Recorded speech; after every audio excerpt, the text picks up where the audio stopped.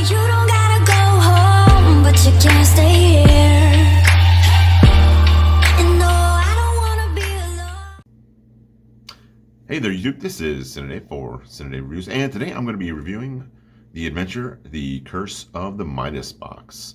This movie came out in 2014, and it stars Sam Neill, Lena Headey, and oh my goodness, Michael Sheen. Okay, I'll try to remember that guy's name. Okay, not related to Charlie or Martin. Okay, so what this movie is about a box that was owned by King Midas that supposedly would turn anything that was put into it into gold. And this is supposed to be along the veins of Indiana Jones and those kind of adventure style films. Unfortunately, it falls way short of the mark as far as adventure films go, and it falls short in a lot of places. You've got three quality actors, the ones I've named. You've got some new actors, and the acting itself is fine. It's just the scenes and the dialogue I felt flat. Watching an adventure movie, I expect some excitement. I mean, even the very first Zorro film had a lot of excitement in it. Now, they do change it up slightly as far as it not being exactly what initially, like I said, it was supposed to be. Put something in the Midas box and then it turns into gold. It turns into just a really small sandbox movie, as most of the film after the first couple scenes goes from downtown London into this small island in a hotel. So they, I think, went in the wrong direction. They tried to make it, I think, too kid-friendly, and were using the younger actor. I'm not sure if he's well known, but he played the son of his parents who get kidnapped early on in the film, and the situations are not exciting at all that he gets put into. It's pretty obvious who his mentor is supposed to be, but he doesn't really even mentor the kid. There was a lot of opportunities that they just missed. Again, another issue I see in a lot of movies, there's no tension whatsoever built up in the film. There's a foreshadowing of this scary creature that basically never shows up in the film. I really wish some people would go and watch some of the earlier David Tennant or Matt Smith Doctor Who films, and that's an easy, quick way to build tension. And we're just talking about the teaser stinger that comes at the very beginning of the Doctor Who show, just before the first commercial. And you watch that and you're like, oh yeah, okay, something strange is going on, I want to know more. None of that happens in this film at all. It's basically point A to point B storytelling with no twists whatsoever.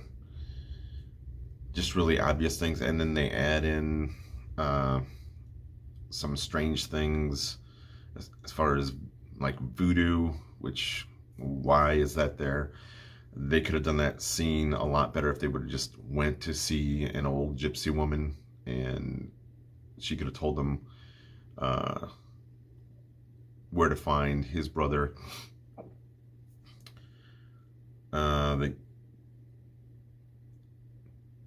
The main villain, he's not that smart. And then they have these really super high-tech steampunk type gadgets. Well, I don't have a problem with steampunk, but if you're gonna make something steampunky, go all out.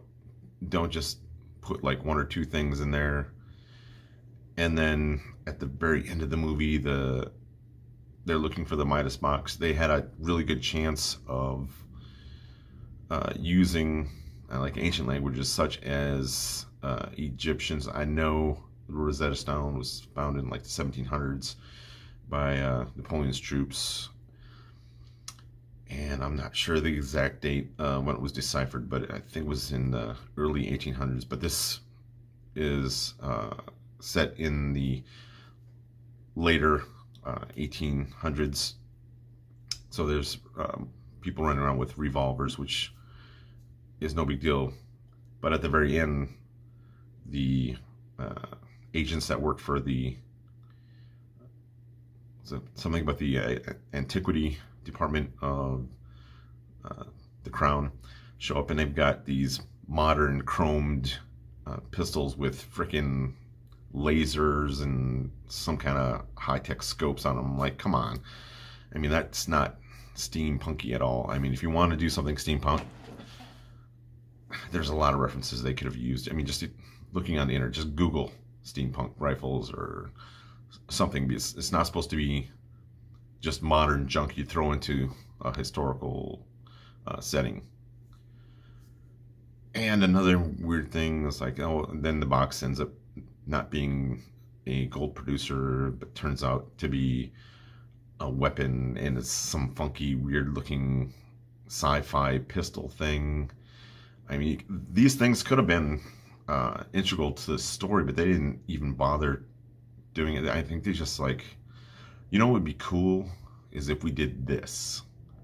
No, that really wouldn't be cool. I mean, if you wanted to use the younger kid, he should have used the other guy as a mentor instead of having him disguise and not telling the younger kid.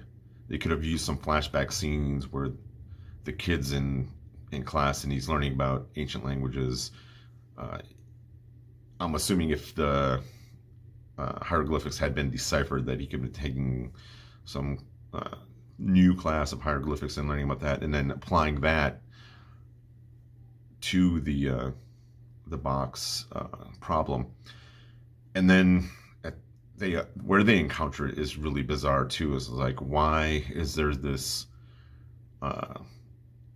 room way underneath the ground with all these hieroglyphics in basically off this little tiny island next to England? I'm like, this makes no sense whatsoever. They could have done that over in Egypt or somewhere in Africa. I mean, even in Iraq, in Sumer, if you wanted to go even farther back. But I think that was not deciphered until the early 1900s, so they might not have been able to decipher any of the Sumerian writings.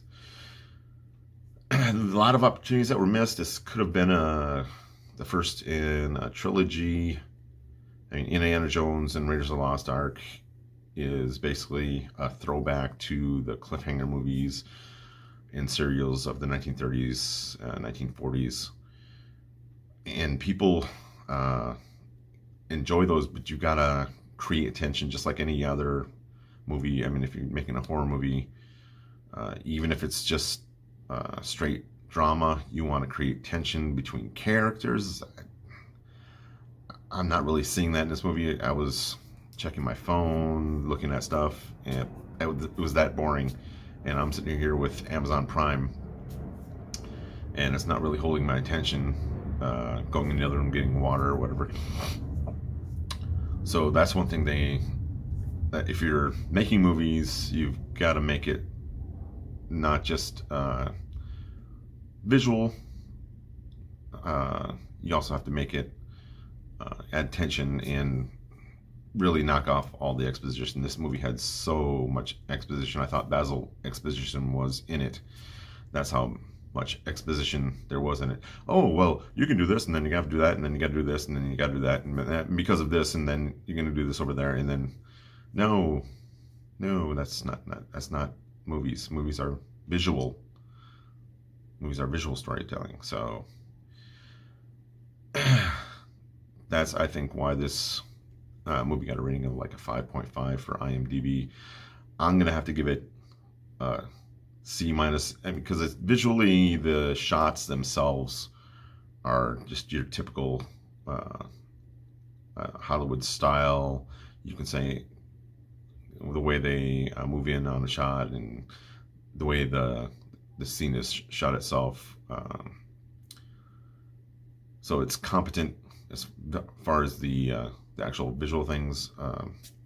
Another thing that I thought was weird was they did do a flashback, but it was all cartoony, and it wasn't even animated. It was just like they drew some storyboards, colored them in, and then said, "Oh yeah, just throw that in there, and that'll explain the death box gold thing," which to me didn't make any sense. Why it would have changed from the Midas box into the death box. And, well, I'm sure that's what they're meant by the curse of the Midas box. So I think if you wanted to watch it, you could. I mean, I'm not going to say you will or will not like it, but to me, it just didn't have anything worthwhile spending your time watching. It's like an hour and a half. If you want to check it out, go ahead. You might end up turning it off after 30 minutes. Yeah, this is really boring. And I mean, like I said, you can make drama itself exciting, but you just have to have good dialogue. And this one had weird dialogue, and you're like, why are they saying this now? Or what? That just makes no sense, especially for the time period that it's in, too. So, like I said, overall, C minus. If you liked this review, go ahead and hit that like button. If you have any comments, go ahead and throw it in below. And if there's any other films you want me to review, go ahead and put those in the comments as well. And I'd just like to shout out Entertainment Hacker for his continued support. And I'm looking forward to seeing y'all in the next review.